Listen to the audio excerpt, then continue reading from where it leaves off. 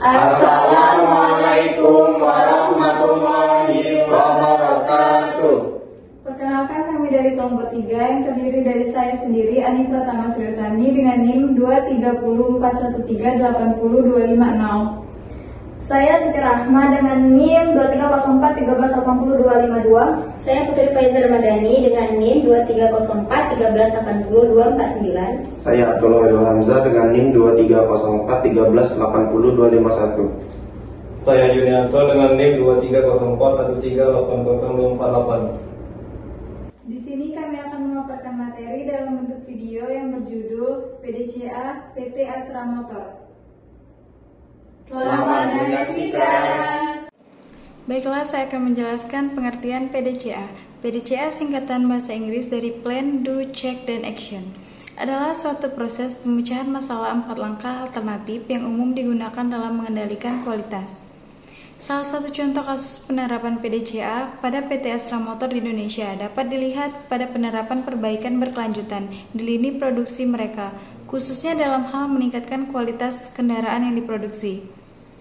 Contoh penerapan PDCA pada Toyota untuk memperbaiki kualitas kendaraan yaitu ada plan atau perencanaan. Adalah rancangan atau metode yang dirancang untuk mencapai tujuan. Plan bisa diartikan sebagai kerangka suatu yang akan dikerjakan, konsep, acara, program, maksud, atau niat. Yang kedua yaitu do. Do atau pelaksanaan adalah tahap penerapan atau pelaksanaan semua yang telah direncanakan di tahap plan. Yang ketiga yaitu check atau pemeriksaan.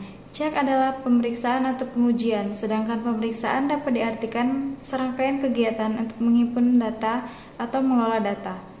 Yang terakhir yaitu action atau tindakan perbaikan. Tindakan perbaikan adalah tindakan khusus yang ditujukan untuk menghilangkan penyebab kegagalan dan ketidaksesuaian produk dalam upaya mencegah terulangnya kembali di masa mendatang.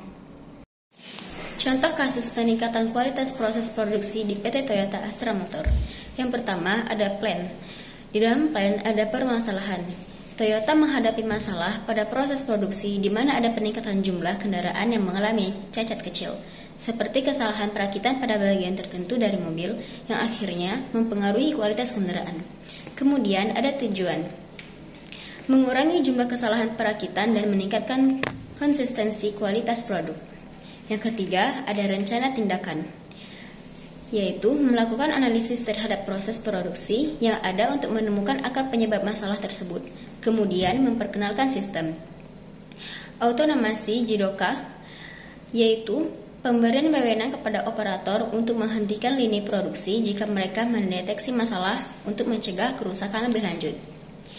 Menggunakan metode Total Quality Management untuk melibatkan seluruh karyawan dalam usaha perbaikan kualitas, lalu menyusun pelatihan tambahan untuk operator mesin dan meningkatkan pengawasan di lini perakitan.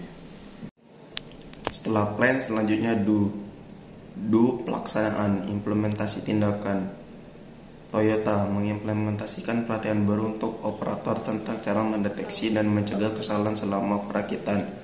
Mereka juga mengadakan workshop untuk membahas pentingnya kualitas dalam setiap tahap produksi.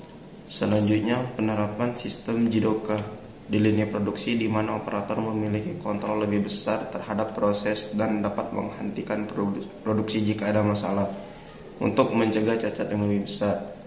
Selanjutnya, perbaikan dan peningkatan kualitas di semua bagian, mulai dari pemasangan komponen hingga pengecekan kualitas akhir. Setelah do, selanjutnya check. Cek atau pemeriksaan, evaluasi hasil. Setelah beberapa waktu, Toyota melakukan evaluasi dengan memantau jumlah produk cacat yang keluar dari jalur produksi mereka. Mendapati bahwa jumlah kendaraan yang mengalami cacat kecil menuruni drastis. Selain itu, ada peningkatan dalam kecepatan penyelesaian masalah di jalur produksi, karena operator dapat segera mengidentifikasi masalah dan menghentikan produksi untuk perbaikan. Toyota juga melakukan audit kualitas secara rutin untuk memastikan bahwa sistem perbaikan yang diterapkan berjalan sesuai harapan. Baiklah, yang terakhir yaitu action, tindakan. Tindakan perbaikan dan standarisasi. Berdasarkan evaluasi, Toyota memutuskan untuk memperluas penggunaan sistem JIDOKA di seluruh lini produksi mereka untuk meningkatkan pengawasan kualitas.